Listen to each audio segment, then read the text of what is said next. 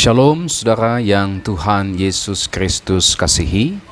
Apa kabar? Kiranya damai sejahtera Allah tetap memelihara kehidupan saudara saat ini, sehingga saudara tetap menikmati anugerah Allah, baik itu sukacita, damai sejahtera, serta penghiburan sorgawi di tengah-tengah apapun situasi dan kondisi yang sedang saudara alami saat ini. Hari ini kita kembali akan bersama-sama membaca dan merenungkan kebenaran firman Tuhan. Namun sebelumnya, mari kita berdoa. Bapa kami yang ada di dalam kerajaan sorga, kami mengucap syukur kepadamu atas seluruh anugerah dan pemeliharaanmu dalam kehidupan kami. Hari ini kembali kami akan membaca dan merenungkan firman Tuhan.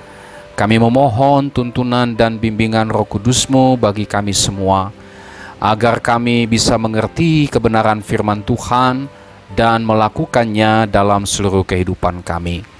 Terangilah hati kami dengan kebenaran firman-Mu, dan baharuilah kami oleh kebenaran firman-Mu. Dalam nama Tuhan Yesus Kristus kami berdoa, haleluya, amin. Saudara yang dikasihi oleh Tuhan Yesus Kristus, firman Tuhan yang menjadi renungan kita pada hari ini terambil dari 1 Samuel 16 ayat 14 sampai dengan ayatnya yang ke-23. Demikian firman Tuhan. Tetapi roh Tuhan telah mundur daripada Saul, dan sekarang ia diganggu oleh roh jahat yang daripada Tuhan. Lalu berkatalah hamba-hamba Saul kepadanya, "Ketahuilah, roh jahat yang daripada Allah mengganggu engkau. Baiklah, tuanku menitahkan hamba-hambamu yang di depanmu ini mencari seorang yang pandai main kecapi. Apabila roh jahat yang daripada Allah itu hinggap padamu, haruslah ia main kecapi, maka engkau merasa nyaman." Berkatalah Saul kepada hamba-hambanya itu, "Carilah bagiku seorang yang dapat main kecapi dengan baik, dan bawalah dia kepadaku." Lalu jawab salah seorang hamba itu, katanya, "Sesungguhnya aku telah melihat salah seorang anak laki-laki Isai, orang Betlehem itu, yang pandai main kecapi. Ia seorang pahlawan yang gagah perkasa, seorang prajurit yang pandai bicara, elok perawakannya, dan Tuhan menyertai dia." Kemudian Saul mengirim suruhan kepada Isai dengan pesan, "Suruhlah kepadaku anakmu Daud yang ada pada kambing domba itu." Lalu Isai mengambil seekor keledai yang dimuati roti, sekirbat anggur, dan seekor anak kambing. Maka dikirimkannyalah itu kepada Saul dengan perantaran Daud anaknya. Demikianlah Daud sampai kepada Saul dan menjadi pelayannya. Saul sangat mengasihinya, dan ia menjadi pembawa senjatanya. Sebab itu Saul menyuruh orang kepada Isai mengatakan, "Biarkanlah Daud tetap menjadi pelayanku, sebab aku suka kepadanya." Dan setiap kali apabila roh yang daripada Allah itu hinggap pada Saul, maka Daud mengambil kecapi dan memainkannya. Saul merasa lega dan nyaman, dan roh yang jahat itu undur daripadanya. Saudara yang Tuhan Yesus Kristus kasihi, tema renungan firman Tuhan pada hari ini adalah mengalahkan kuasa roh jahat. Saudara, perikop ini menceritakan tentang Saul yang diganggu oleh roh jahat sehingga membuat Saul menjadi tidak tenang hidupnya, tidak nyaman, gelisah, dan juga depresi. Rupanya roh jahat itu adalah utusan Tuhan untuk menghukum Saul akibat pemberontakannya kepada Tuhan. Roh Tuhan undur dari Saul, dan sebagai akibatnya roh jahat yang datang untuk mengganggu Saul. Para hamba Saul memberikan saran supaya dicarikan seorang pemain kecapi yang bisa mengusir roh jahat itu sehingga tidak lagi mengganggu Saul. Saul menyetujuinya dan akhirnya Daud dipilih untuk memainkan kecapi. Dan benar saja, ketika Daud memainkan kecapi, roh jahat itu undur dari Saul sehingga Saul dapat kembali nyaman. Nah, saudara yang Tuhan Yesus Kristus kasihi, dari bagian firman Tuhan ini kita dapat melihat beberapa pelajaran penting. Yang pertama, sebab-sebab masuknya roh jahat. Apa yang menyebabkan roh jahat ini bisa hinggap dalam diri Saul? Nah, berdasarkan perikop ini dan juga memperhatikan perikop sebelumnya, kita bisa melihat ada dua sebab masuknya roh jahat ke dalam diri Saul. Yang pertama, berdasarkan ayat 14, roh Tuhan meninggalkan Saul. Perhatikan kalimat dalam ayat 14, tetapi roh Tuhan telah mundur daripada Saul. Saudara, dalam pasal 15 ayat 1 sampai dengan ayat 35, di situ dijelaskan alasan mengapa roh Tuhan mundur daripada Saul. Dalam pasal 15 ayat 1 sampai dengan 35 dijelaskan tentang Saul ditolak menjadi raja oleh karena dia telah melanggar apa yang diperintahkan Tuhan kepadanya. Saul diperintahkan Tuhan untuk mengalahkan orang Amalek serta menumpas habis segala yang ada padanya, baik itu laki-laki dan perempuan, kanak-kanak dan anak-anak menyusu, segala hewan milik mereka, semuanya harus ditumpas tanpa ada satupun yang tersisa. Tetapi Saul justru malah menyelamatkan Agag, raja orang Amalek, dan dia juga tidak menumpas kambing domba yang orang Amalek miliki. Nah, akibat perbuatan Saul tersebut, Tuhan menjadi marah. Tuhan menyesal menjadikan Saul sebagai seorang raja. Tuhan murka oleh karena Saul melanggar apa yang Tuhan perintahkan. Akibatnya Tuhan pun menolaknya sebagai raja, dan sejak saat itu roh Tuhan mundur atau meninggalkan Saul. Alasan yang kedua atau penyebab yang kedua masuknya roh jahat dalam diri Saul adalah roh jahat diutus Tuhan sebagai bentuk penghukuman Tuhan. Masih dalam ayat 14. Perhatikan bunyi ayat 14 ini. Tetapi roh Tuhan telah mundur daripada Saul, dan sekarang ia diganggu oleh roh jahat yang daripada Tuhan. Oleh karena roh Tuhan sudah meninggalkan Saul, maka roh jahatlah sekarang yang menggantikan posisi roh Tuhan dalam diri Saul. Dan Saul selalu diganggu oleh roh jahat itu. Kalau kita memperhatikan beberapa terjemahan Alkitab, misalnya versi bahasa Indonesia masa kini, di situ dicatat, adapun Saul telah ditinggalkan oleh roh Tuhan, dan kini ia disiksa oleh roh jahat yang diutus Tuhan. Kemudian terjemahan Alkitab versi Firman Allah yang hidup menulis, roh Tuhan telah meninggalkan Saul, dan Tuhan membiarkan roh jahat mengganggu Saul, sehingga jiwanya tertekan dan ia selalu ketakutan. Alkitab versi terjemahan lama menulis, maka roh Tuhan pun undurlah daripada Saul, dan seorang syaitan daripada Tuhan mengejutkan dia. Lalu kemudian Alkitab versi mudah dibaca menulis, roh Tuhan telah meninggalkan Saul, Tuhan menyuruh roh jahat kepada Saul yang sangat menyiksanya.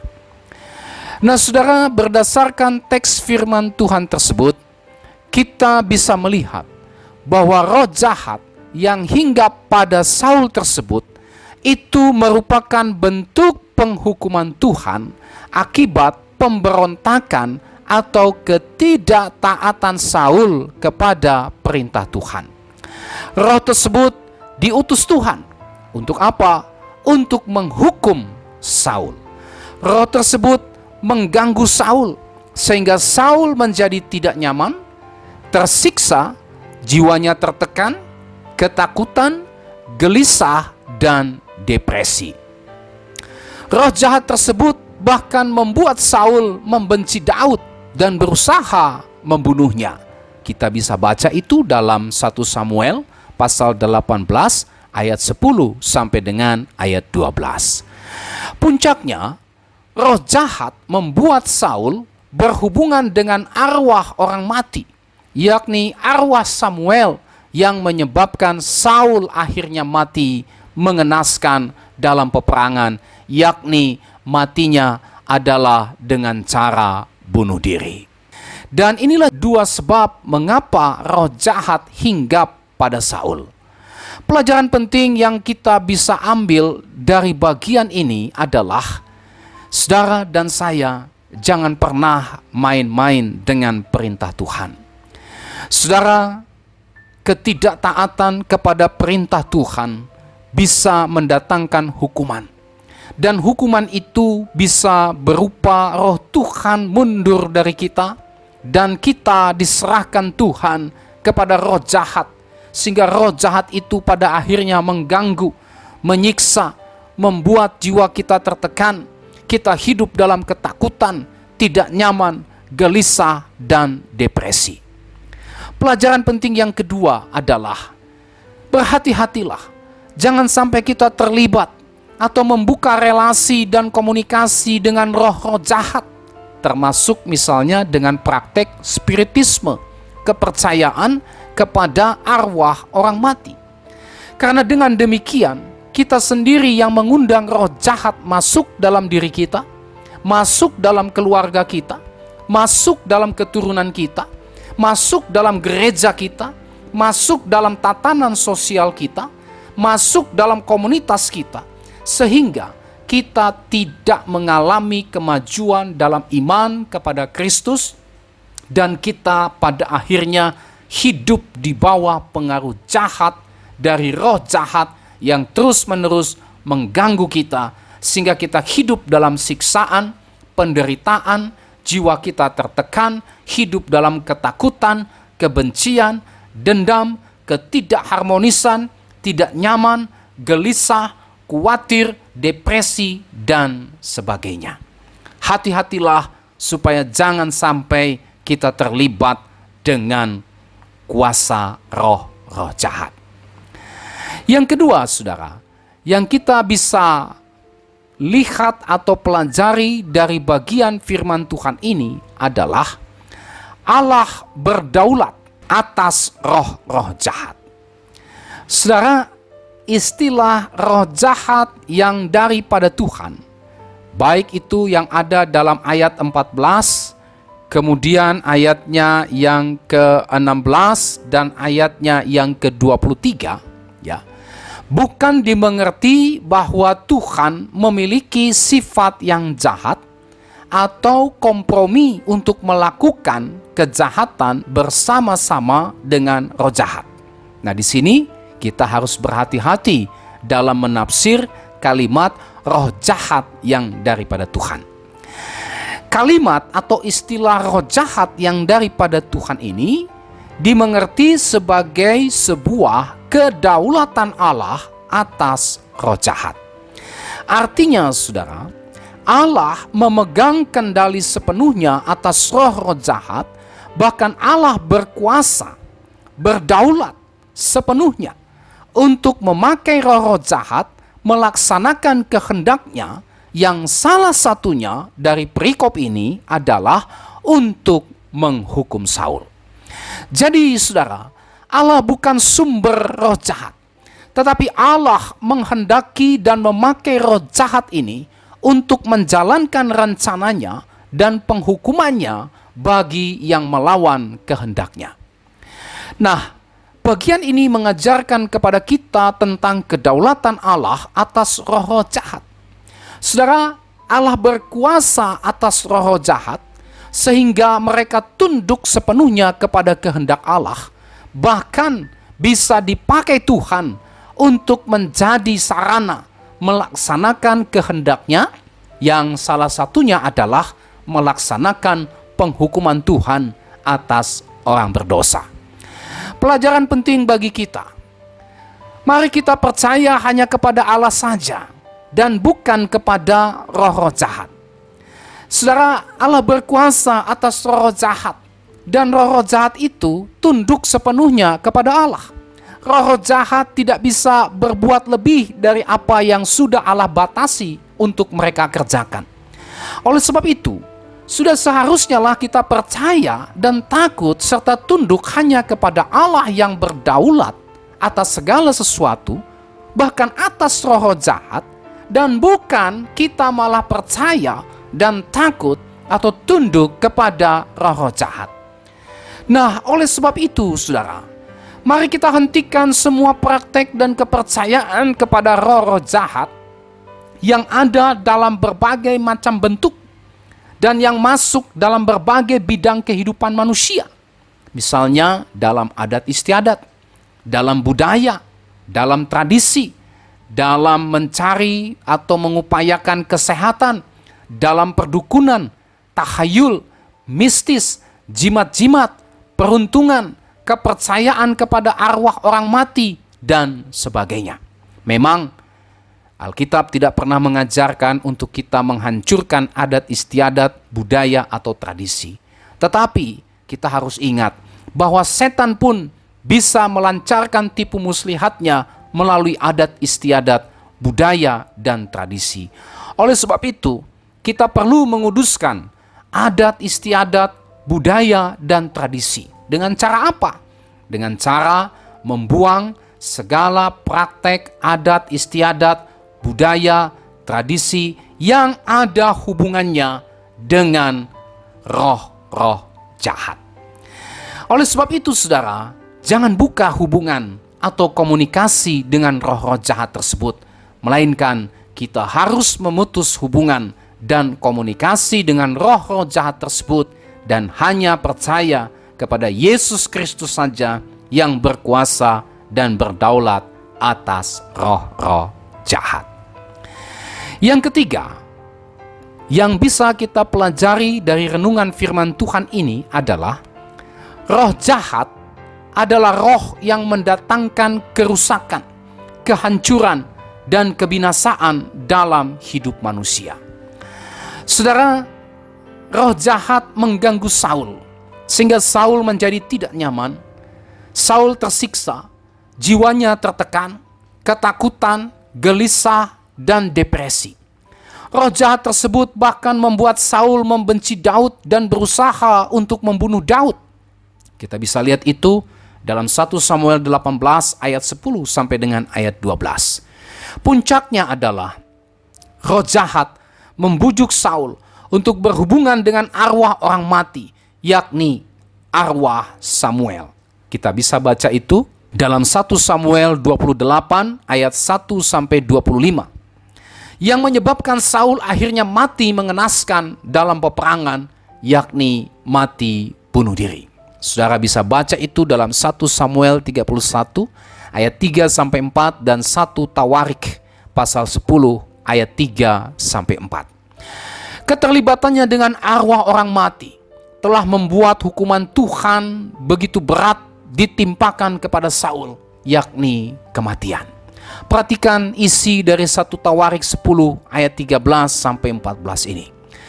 Demikianlah Saul mati karena perbuatannya yang tidak setia terhadap Tuhan, oleh karena ia tidak berpegang pada firman Tuhan, dan juga karena ia telah meminta petunjuk dari arwah dan tidak meminta petunjuk Tuhan.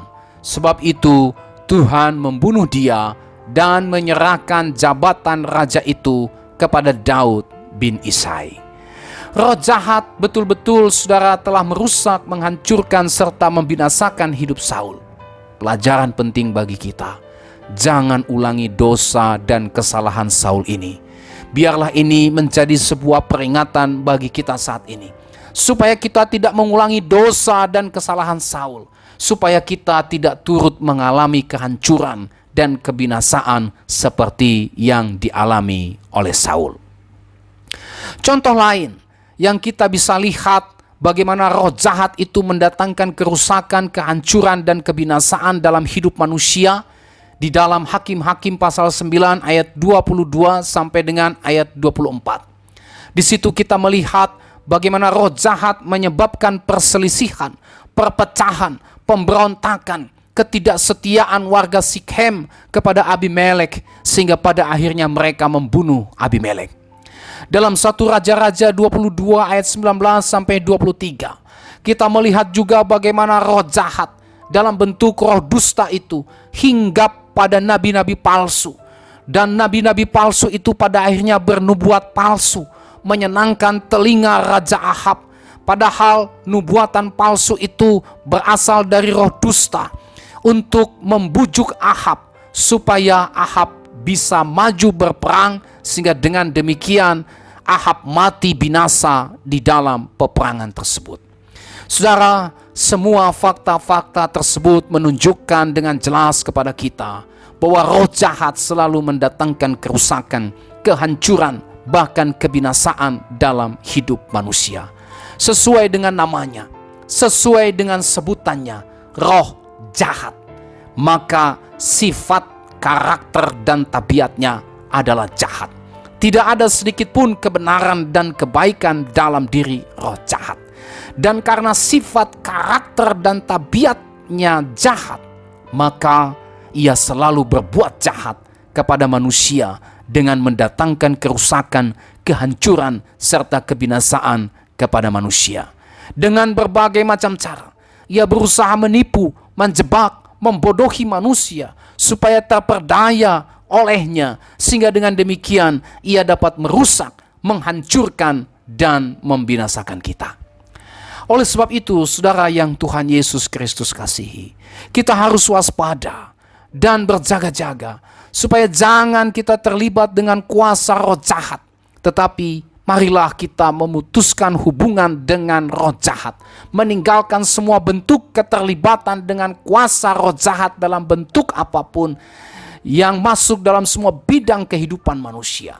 Firman Tuhan hari ini memberitahu kita bahwa roh jahat selalu berusaha mendatangkan hal-hal yang jahat kepada kita, keluarga kita, keturunan kita, bahkan komunitas kita. Oleh sebab itu, saudara, firman Tuhan memberitahukan kita supaya kita jangan terperdaya oleh tipu muslihatnya. Firman Tuhan memberitahukan kepada kita supaya saudara dan saya meninggalkan segala bentuk keterlibatan dengan roh-roh jahat apapun bentuknya. Supaya apa? Supaya kita terhindar dari kejahatannya yang berusaha untuk merusak, menghancurkan, dan membinasakan kita, keluarga kita, anak-anak kita, keturunan kita, gereja kita, komunitas kita, bahkan masyarakat kita. Teruslah mendekat kepada Allah. Lawanlah roh jahat dengan kuasa Yesus, maka ia akan lari daripada kita. Jangan malah kita membuka lowongan bagi roh jahat. Pelajaran yang keempat dari renungan firman Tuhan pada hari ini adalah orang yang didiami roh Tuhan dapat mengusir roh jahat. Saudara, Allah memakai Daud dengan permainan kecapinya untuk mengusir roh jahat yang mengganggu Saul. Bukan alat musik kecapinya yang membuat roh jahat itu undur dari Saul, tetapi kehadiran dan penyertaan Tuhan dalam hidup Daud sajalah yang bisa membuat roh jahat undur dari Saul. Ya. Sehingga ketika Daud memainkan kecapi, kecapi itu dipakai oleh Tuhan sebagai sarana untuk membuat roh jahat itu undur dari Saul, sehingga Saul pada waktu tertentu bisa merasa nyaman oleh karena roh jahat itu mundur oleh permainan kecapi Daud. Perhatikan bagian firman Tuhan ini dalam 1 Samuel 16 ayat 13. Samuel mengambil tabung tanduk yang berisi minyak itu dan mengurapi Daud di tengah-tengah saudara-saudaranya. Sejak hari itu dan seterusnya, berkuasalah roh Tuhan atas Daud. Menarik sekali. Sejak hari itu dan seterusnya, berkuasalah roh Tuhan atas Daud. Dalam 1 Samuel 16 ayat 18 dikatakan bahwa Daud disertai Tuhan. Perhatikan bagian firman Tuhan ini. Lalu jawab salah seorang hamba itu, katanya, "Sesungguhnya aku telah melihat salah seorang anak laki-laki Isai, orang Betlehem itu, yang pandai main kecapi. Ia seorang pahlawan yang gagah perkasa, seorang prajurit yang pandai bicara, elok perawakannya, dan Tuhan menyertai dia." Garis bawahi kalimat Tuhan menyertai dia. Berdasarkan teks ini kita bisa melihat, saudara, oleh karena roh Tuhan ada pada diri Daud, dan oleh karena Daud selalu disertai Tuhan, maka ketika ia memainkan kecapi, permainan kecapinya tersebut dipakai Tuhan untuk mengusir roh jahat yang mengganggu Saul. Perhatikan ayat 23 dari 1 Samuel pasal 16 ini. Bahkan Tuhan melindungi Daud dari amukan Saul akibat kerasukan roh jahat yang ingin membunuh Daud. Kita bisa baca itu dalam 1 Samuel 18 ayat 10 sampai 12. Nah, saudara, bagian ini memberikan kepada kita sebuah pelajaran penting, yakni orang yang didiami oleh roh Tuhan mampu mengusir roh jahat. Pada saat kita percaya dan menerima Yesus Kristus sebagai Tuhan dan Juru Selamat pribadi kita, maka saat itu kita diurapi oleh roh Tuhan. Roh Kudus diberikan kepada kita dan tinggal selama-lamanya dalam diri kita. Dan oleh karena Roh Kudus tinggal dalam diri kita, maka kita mampu untuk mengusir dan mengalahkan roh jahat. Roh Kudus memberikan kepada kita kuasa untuk mengusir, menghancurkan, dan mengalahkan roh jahat dan pekerjaannya. Saudara, salah satu tugas gereja adalah mengusir dan mengalahkan roh jahat, bukan malah membuka hubungan dengan roh jahat. Perhatikan beberapa bagian firman Tuhan ini. Bilangan 23 ayat 23. Sebab tidak ada mantra yang mempan terhadap Yakub, ataupun tenungan yang mempan terhadap Israel. Artinya, saudara, tidak ada mantra, tidak ada jampi-jampi, tidak ada santet, tidak ada sihir, tidak ada guna-guna yang mempan terhadap orang yang didiami oleh Roh Kudus. Perhatikan ini.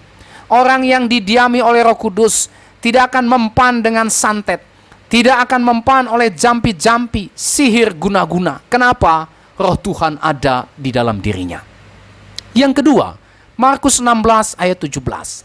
Tanda-tanda ini akan menyertai orang-orang yang percaya. Mereka akan mengusir setan-setan demi namaku. Saudara, berdasarkan teks firman Tuhan ini, kita bisa melihat bahwa orang yang didiami Roh Kudus itu mengusir setan-setan demi nama Yesus, tidak dengan nama lain. Ya, mengusir setan-setan demi nama Yesus. Ya, bukan malah mengundang setan-setan masuk, tetapi orang Kristen, orang percaya diberi kuasa untuk mengusir setan-setan. Kemudian Yakobus 4 ayat yang ke-7. Karena itu tunduklah kepada Allah dan lawanlah iblis, maka ia akan lari daripadamu. Saudara, orang yang didiami oleh Roh Kudus itu melawan iblis, bukan membuka relasi komunikasi dengan iblis dengan segala macam praktek okultismenya, termasuk salah satunya adalah kepercayaan, tradisi kepada arwah orang mati. Orang yang didiami oleh Roh Kudus mengusir setan dengan cara apa? Dengan cara tunduk kepada perintah Allah. Yang berikutnya, 1 Petrus 5 ayat 8 sampai 9. Sadarlah dan berjaga-jagalah, lawan musuh iblis, berjalan keliling sama seperti singa yang mengaum-ngaum dan mencari orang yang dapat ditelannya. Lawanlah dia dengan iman yang teguh, sebab kamu tahu bahwa semua saudaramu di seluruh dunia menanggung penderitaan yang sama. Saudara, orang yang didiami Roh Kudus mengusir dan melawan iblis dan roh-roh jahat dengan iman yang teguh kepada Yesus Kristus. Sekali lagi, orang Kristen bukan malah membuka kontak atau relasi dengan iblis dan roh-roh jahat, tapi mengusirnya, melawannya dengan iman yang teguh kepada Yesus Kristus. Nah, saudara, beberapa bagian firman Tuhan tersebut memberikan jaminan dan kepastian bagi kita, bagi orang yang didiami oleh Roh Kudus, bagi mereka yang didiami Roh Allah, bagi mereka yang ditinggali oleh Roh Kristus. Ya, mereka tidak dapat disantet, diguna-guna, dijampi-jampi oleh roh-roh jahat. Bahkan mereka yang didiami oleh Roh Kudus tersebut, kita yang sudah percaya Kristus, yang sudah didiami oleh Roh Kudus, kita diberi kuasa untuk menghancurkan guna-guna, jampi-jampi, santet tersebut. Orang yang didiami Roh Kudus, kita yang didiami Roh Kudus, diberi Tuhan kuasa untuk mengusir dan mengalahkan roh-roh jahat. Percayakah saudara akan firman Tuhan ini? Saudara yang Tuhan Yesus Kristus kasihi, inilah seluruh renungan kita hari ini. Setelah kita merenungkan firman Tuhan ini, ada beberapa sikap yang perlu kita ambil untuk kita terapkan dalam kehidupan kita. Yang pertama, percayalah hanya kepada Yesus Kristus. Karena dengan percaya kepada Yesus Kristus, saudara dan saya dibebaskan dari roh-roh jahat. Saudara dan saya diberi kuasa untuk mengusir roh-roh jahat. Tidak ada kuasa apapun yang bisa membebaskan saudara dari kuasa roh jahat selain hanya Yesus Kristus. Kenapa? Karena Yesus Kristus berdaulat atas roh-roh jahat. Yesus Kristus berkuasa atas roh-roh jahat. Setan-setan takut, tunduk, takluk kepada Yesus Kristus. Bahkan suatu saat kelak, setan-setan akan dihukum oleh Yesus Kristus di dalam neraka selama-lamanya. Yang kedua, mari kita mentaati seluruh kebenaran firman Tuhan. Jangan kita hanya mentaati firman Tuhan yang kita senangi saja, tetapi marilah kita juga taat kepada firman Tuhan yang mungkin menegur kita, mengingatkan kita akan dosa-dosa yang kita lakukan. Misalnya, keterlibatan kepada kepercayaan roh-roh orang mati. Mari kita tinggalkan dosa-dosa tertentu yang masih kita lakukan. Jangan kita memberontak seperti Saul, supaya kita tidak mendapat hukuman seperti yang dialami oleh Saul. Yang ketiga, mari kita memutuskan seluruh hubungan dengan roh jahat. Pada saat kita sudah percaya kepada Yesus Kristus, maka pada saat yang sama kita harus bertobat dari seluruh keterlibatan dengan roh jahat. Kita harus meninggalkan seluruh keterlibatan dengan roh-roh jahat dalam bentuk apapun itu, saudara. Termasuk dalam adat istiadat, budaya, tradisi yang melibatkan kuasa-kuasa roh jahat. Mari kita percaya hanya kepada Yesus Kristus. Ingat, terlibat dengan roh jahat berarti membiarkan hidup kita dirusak, dihancurkan, dan dibinasakan oleh roh jahat. Yang keempat, mari kita terus bertumbuh dalam iman dengan terus bertekun mempelajari, merenungkan, dan melakukan firman Tuhan. Sehingga kita terhindar dari godaan dan pengaruh roh jahat, bahkan mengusir roh jahat yang berusaha memperdaya kita dengan berbagai macam cara dan dengan menggunakan berbagai macam sarana dengan kuasa firman Tuhan yang kita imani tersebut. Kalau kita sudah di dalam Kristus, Roh Kudus ada di dalam kita, sehingga kita sebenarnya tidak perlu takut terhadap roh jahat. Kenapa? Karena roh jahat berada di bawah kuasa kendali Allah. Roh jahat berada di bawah otoritas Allah sendiri. Roh jahat sudah dikalahkan oleh Yesus Kristus. Dan karena kita diberi kuasa untuk mengusir roh jahat dan menghancurkan pekerjaan roh jahat di dalam nama Yesus Kristus. Inilah seluruh kebenaran firman Tuhan yang kita bisa renungkan pada hari ini. Kiranya menjadi berkat. Mari kita berdoa. Bapa di dalam sorga, terima kasih untuk firman-Mu bagi kami. Hari ini kami telah belajar tentang mengalahkan kuasa roh jahat. Ada beberapa pelajaran penting yang kami bisa petik dari kebenaran firman Tuhan ini. Tolonglah kami supaya kami dapat menerapkan prinsip-prinsip atau pelajaran-pelajaran penting yang kami dapatkan dari kebenaran firman Tuhan. Sehingga kami betul-betul bebas dari kuasa roh jahat. Sehingga kami betul-betul dipakai Tuhan untuk membebaskan orang dari pengaruh roh jahat. Injil diberitakan, roh jahat diusir, dan banyak orang percaya dan bertobat kepada Tuhan Yesus Kristus. Tolonglah kami ya Tuhan, bantulah kami untuk kami dapat menerapkan firman Tuhan ini dalam seluruh kehidupan kami. Terima kasih Tuhan, dalam nama Tuhan Yesus kami berdoa. Amin. Sampai kita berjumpa kembali, Tuhan Yesus memberkati saudara dan shalom.